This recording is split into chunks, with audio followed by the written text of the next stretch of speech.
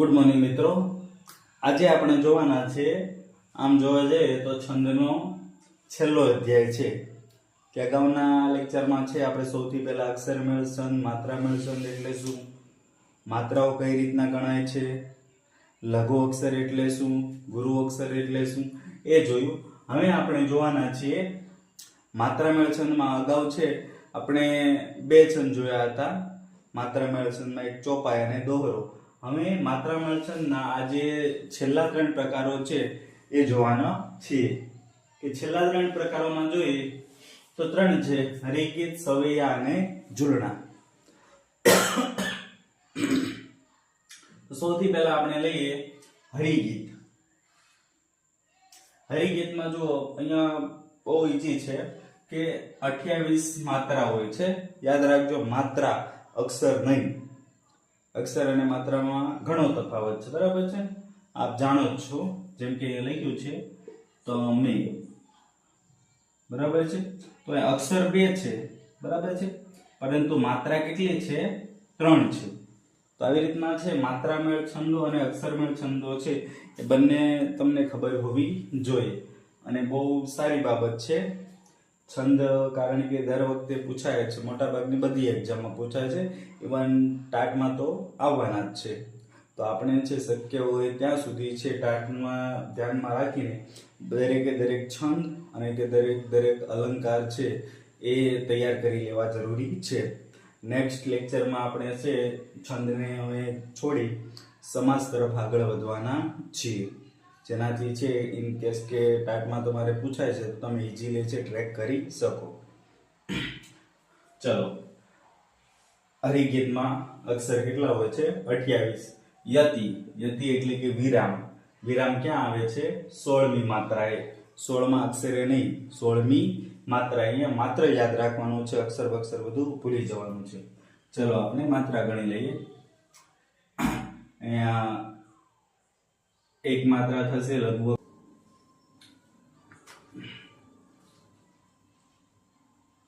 ચલો આગળ જોઈએ કે સૌથી પહેલા છે આપણે માત્રા ગણી લઈએ કે જો જોડાક્ષર છે એટલે જ્યાં જ્યાં જ્યાં નથી, જ્યાં જ્યાં, એટલે આ બંને શબ્દો કેવા છે? જોડાક્ષર છે. એટલે અહીં કેટલી માત્રા થશે? 2 2 1 2 3 2 2 1 2. કેટલી માત્રા થઈ? 2 4 5 6 7 8 9 10 11 12 13 14, પછી 15 16 17 18 19 20 21 22 23 24 25 26 27 ને 28. તો કુલ માત્રા છે આપણી પાસે છે કેટલી માત્રા છે? 28 માત્રા છે. ખાસ એક અહીં યાદ રાખવા જેવું છે કે યતિ છે, યતિમાં ઘણીવાર છે ઉપર નીચે થશે, અગાઉથી કહી દો. પછી તમે એમ ના કે ભાઈ 16મી માત્રા એ સાહેબ છે યતિ આવો જ જોઈએ. તો કવિ છૂટ શબ્દ સાંભળ્યો છે આપણે કે કવિ છે ગમે ત્યારે છૂટ લઈ લે. તો એ કવિ છૂટને કારણે થઈને શું થાય છે કે માત્રા જે 16મા અક્ષરે આવી જોઈએ, 16મી માત્રાએ યતિ આવવો જોઈએ, એ યતિ ક્યારે આવે છે? 14મી માત્રાએ આવે છે. તો તમારે છે યાદ રાખવાનું છે કે હરિગીત છે તો કુલ માત્રા કેટલી? 28. સૌથી બેસ્ટ માત્રા કેટલી? 28. યતિ બધી છે એને થોડુંક સાઈડમાં રાખી દેજો, નહીતર કોઈ છંદ છે એની સાથે બંધ બેસતો મળશે નહીં. તો યાદ રાખવાનું છે માત્રા કેટલી છે? 28. કયો છંદ? હરિગીત. બીજું જોઈએ સવૈયાસન. તો સવૈયાસનમાં છે 31 કે 32 માત્રા આવશે. કેટલી માત્રા આવશે? 31 આવશે અથવા કેટલી આવશે? 32 આવશે. આ એક છંદ એવો છે કે જેમાં માત્રાઓ છે એ કન્ફર્મ નથી, 31 સમથિંગ આવી શકે છે. ચલો પછી યતિ છે એ 16મી માત્રાએ આવશે અને ચરણ કેટલા આવશે? 4. અહીંયા જોજો ચરણ પણ અલગ પડશે નહીં, પણ આપણે સૌથી પહેલા મેં તમને કહ્યું એમ કે માત્રાને ધ્યાનમાં લેવાની છે. ચલો જોઈએ 2 1 1 2 2 1 1 1 2 1 1 2. સાદો અક્ષર છે, લઘુ છે એટલે 1, ગુરુ એટલે 2, ગુરુ એટલે 2 2 1 અને 1 2 1. ચલો ગણી લઈએ 31 કે 32 થવી જોઈએ 4 5 6 7 8 9 10 11 12 13 14 15 16 17 18 19 20 21 22 23 24 25 26 27 28 29 30 કેટલા થઈ માત્રા 31 તો 31 32 માત્રા આવે તો સમજી લેવાનું કયો છંદ છે સવૈયા માત્રામેળ છંદ છે હવે છેલ્લો લાસ્ટ વન 37 સૌથી હાઈએસ્ટ માત્રા વાળો છંદ છે યતિ ક્યાં આવે તો ખાલી એના બંધારણમાં આવશે બાકી બધે આવશે નહીં એટલે પછી મેં તમને અગાઉ પણ કહ્યું એ રીતના યતિની પાછળ પડવાનું નથી શું યાદ રાખવાનું હરિગીત 28 સવૈયા છે 31 32 અને સૌથી છેલ્લે ઝૂલણા કેટલા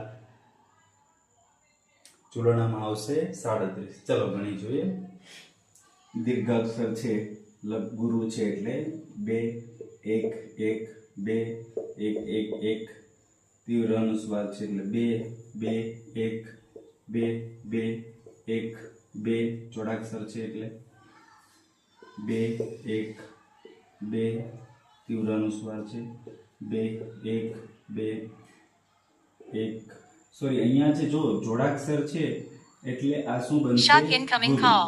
અને આ છે લઘુ ત્યારબાદ જોઈએ Shark incoming call.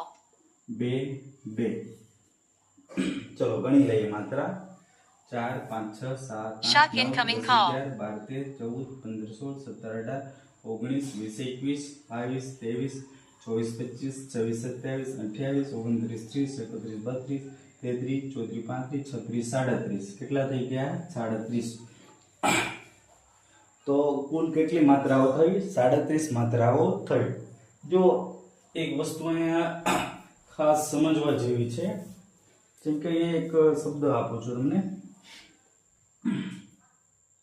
કે શબ્દ છે નિશબ્દ બરાબર છે સોરી નિશબ્દ તો એ નિયમ પ્રમાણે આપણે વાત કરી છે કે જોડાક્ષર છે એના પહેલાનો અક્ષર છે લઘુ હોય તો શું બની જશે ગુરુ બની જશે પણ જોડાક્ષર બધા છે એ ગુરુ નથી જોડાક્ષર છે એ ગુરુ ક્યારે બને તો આવી રીતના જો